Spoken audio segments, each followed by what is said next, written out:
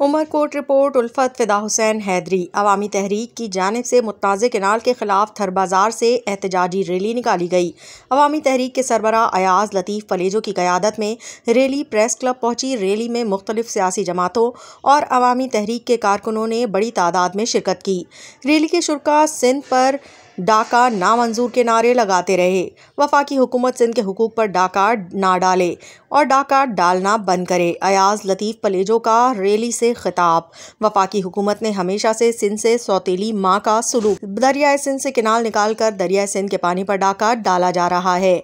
मुत्ताज़े canal का फैसला वापस लिया जाए, अयाज लतीफ़ पलेजो का मुतालबा। किनालों के मामले पर आवाज़ उठाने वालों पर झूठा मुकदमा दर्ज करने का कहकर डराया धमकाया जा रहा है। ये उमरकोट है, अफगानिस्तान का शहर काबुल, कंधार या जलालाबाद नहीं, जहां तुम लोगों में खौफ फैला रहे हो। अयाज लतीफ़।